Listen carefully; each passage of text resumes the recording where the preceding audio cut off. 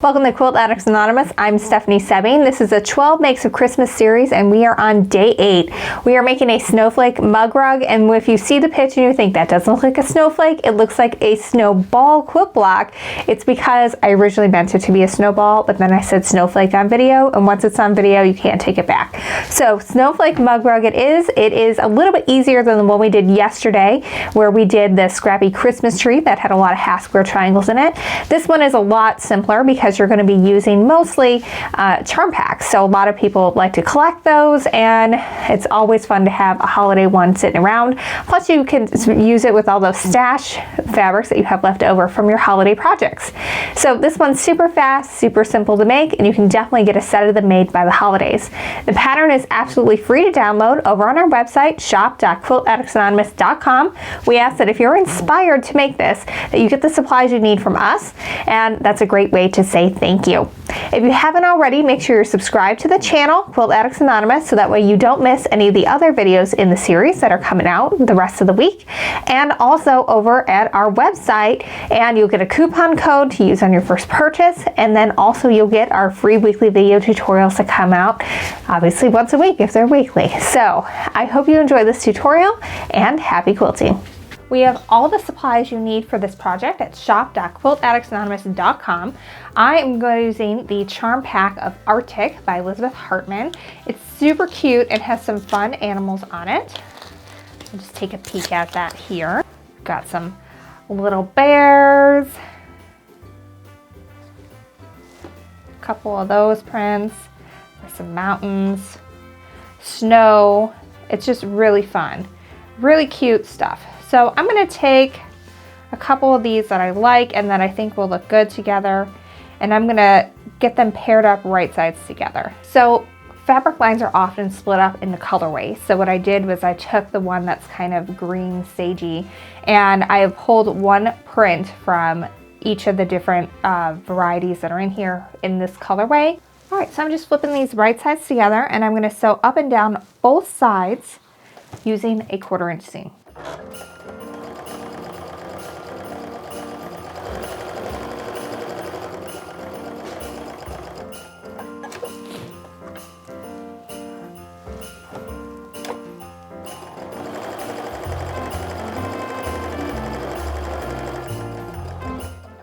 I'm going to repeat that with the other pairs that I have pulled out.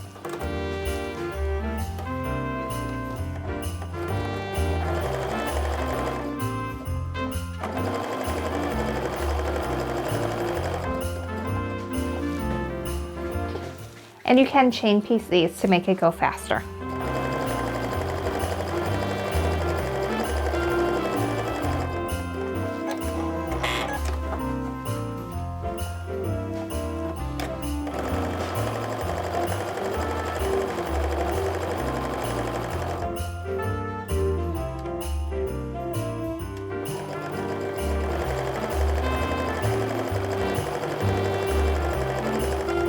So now I've got seams going down both sides of this. So what I'm going to do is I'm going to cut up the center, and that will start to create a 4 patch. So I'm measuring, well, first make sure that you do have, in fact, 5 inches here. I've got a little bit more than that here, so we'll make it work. So what I'm going to do is I am measuring 2.5 inches from the side, so I can cut straight down the center of that 5-inch square. And now we're going to have 2 pieces that we can press and mix up with the other ones. So first I'm going to finish cutting the others, and then we're going to press them all at once. I'm going to set that seam and press this to one side. Doesn't really matter what side. This is going to be a totally random assortment. So now this part is fun, and this is where it's going to be super fast. So I'm going to take this one here, and I'm going to lay it right sides together, and I'm going to match my seams. They should nest real nicely with each other. So that way we've got one seam going one direction, one seam going the other. And then I'm going to put a little pin in on the right side of that seam allowance. I'm going to do that on both sides.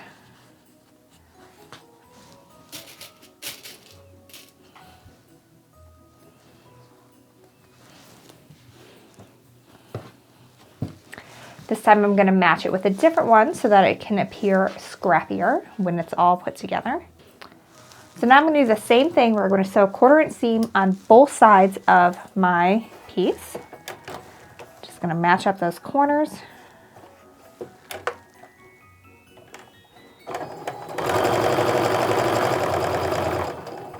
When I get to that seam, I stop with my needle down. That kind of acts as a pin until I can sew further, making sure my joins are nice. And I'm just going to chain piece all of these and run them all through on one side and then do the same thing on the other.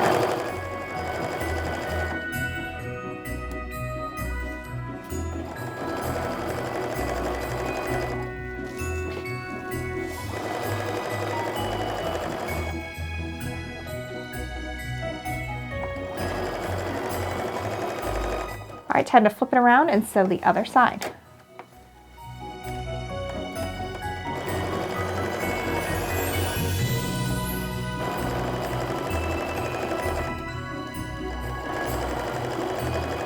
All right, we're gonna do the same thing we did last time, where we're gonna line up the 2.5 inch mark with the edge.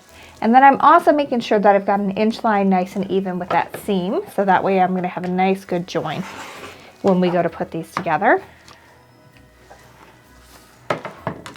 And now we have nice scrappy 4 patches, but it was super fast because of the way we put them together. I'm going to finish cutting up the centers of the other, and then we'll put these together into a mug rug. Now I'm going to press these. I'm going to first set that seam and just press it. Again, it doesn't really matter what side we're going to, as long as it gets pressed. And sometimes not all charm packs are cut to exactly 5 inches. So if you have one where it ends up being a little bit bigger, like on these, I've got ones that are a tad bit bigger, you can either square them up, or you can just kind of ease that in as you are piecing it together to make it super fast, because it's just a little mug rug. It, you know, it's totally fine if you fudge it a little bit when you sew it together, because your charms pack wasn't the exact right size it should have been. All right, so now we've got the fun part of laying these out. I want to have 16 patches in each one of these, and I want to make sure that my seams are going to butt up nicely. So I'm going to put these on first because the bears are really the only directional bit that I need to worry about for this. Oh, I suppose the mountains are going to be upside down now, but that's okay. So I have 2 things I could do now. Is I could press this going the other way so that my mountains are going straight, which I think I might do. Yeah, I'm going to do that.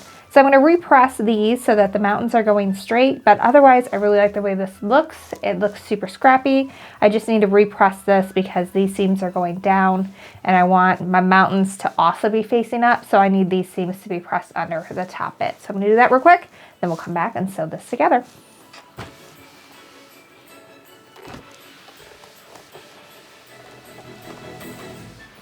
Now I am first going to sew this in the horizontal rows and then join my rows to get them together. If you wanted, you could skip the pinning and just get your seams nested, but I'm going to show you how to pin just for the video's sake. So what I'm doing here is I am lining it up. You can see here that since my squares weren't exactly 5 inches, that this one's hanging off a little bit to the left. So I'm going to line it up with the one that's below it, because that one is probably the one that is exactly the right size it should be. So I'm just going to ignore the bit that's hanging out and line it up with the one that is the correct size. Pin this one too. I've got those seams nested. All right, now we're going to put these through the sewing machine.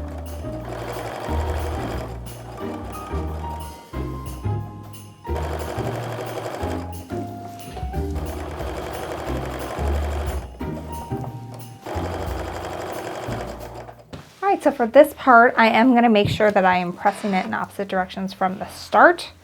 So we're going to press this one off to the right. Then decide where I want this one to be in the end. I think I originally had this one down here. So I'm going to press this one now to the left.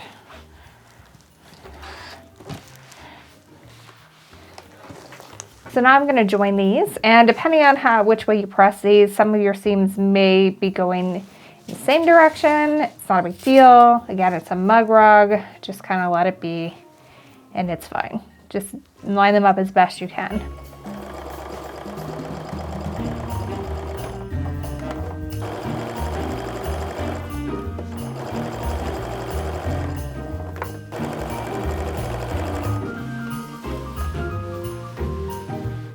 right, so I've got my block together, but now we need to add some corners to make it a snowball.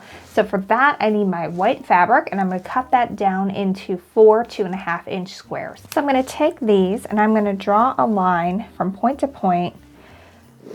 If you were doing something that like was a white on white, you would want to do it on the wrong side. This one is just a plain solid, so there is no right or wrong side, so doesn't matter what side I choose.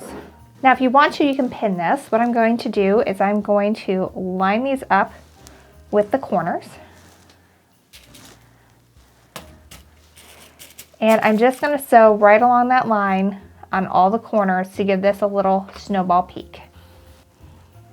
Now I'm going to sew just to the right side of the line that I drew. Just one needle width on the corner side of that is perfect.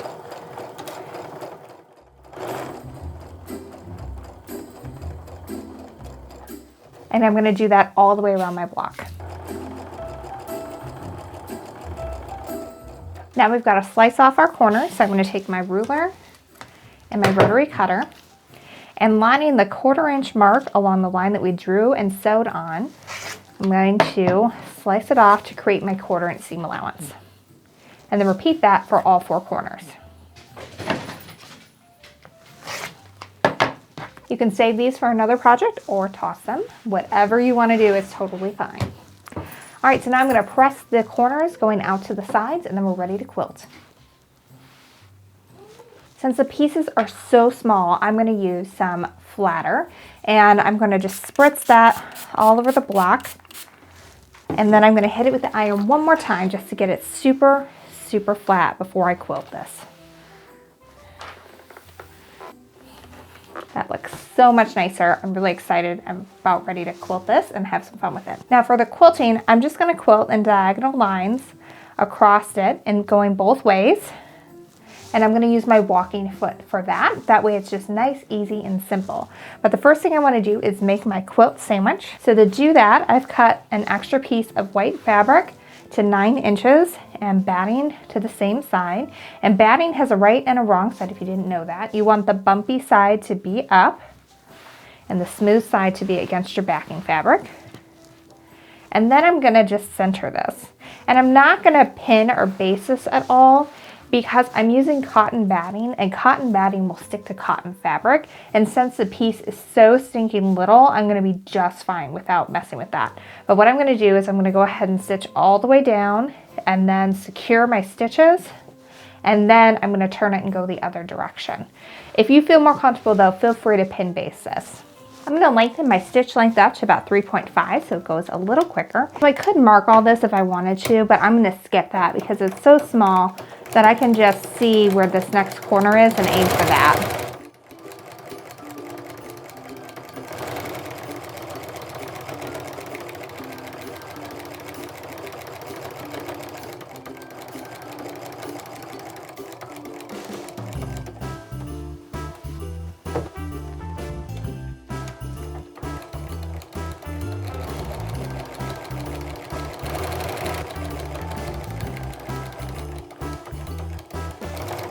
All right, so I've now sewn down both corners, so now I can just stitch and do my angles and get that cross hatched real easily and quickly.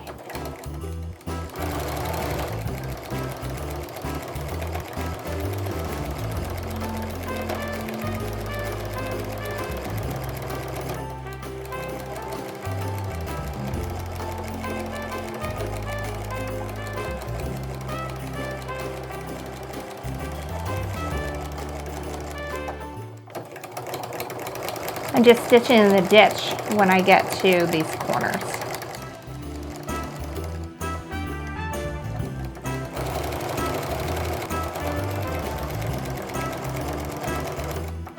So now we're going to take an entire strip of 2.5 inch by width of fabric to bind each one of these.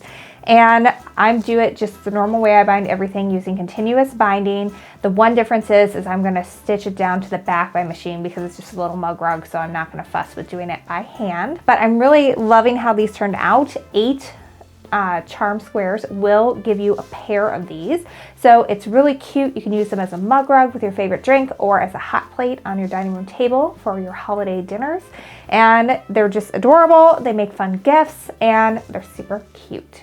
So if you've enjoyed this, we have all the supplies you need to make it over at shop.quiltaddictsanonymous.com. We're bringing you these patterns and tutorials for free. So if you want to support us and say thanks, then shop with us to get your goodies. We have this exact charm pack while supplies last, but we have other Christmas ones as well if that's something you're looking for. Make sure you are subscribed to our channel and click the bell notification so you get all of the 12 Makes of Christmas videos. And make sure you're also subscribed to our email over at shop.quiltaddictsanonymous.com. We give you a 10% off coupon code that you can use on your first purchase. And then you'll know when we have all of our new videos coming out because YouTube doesn't always tell you right when they come out. Thanks for following along. Until next time, happy quilting.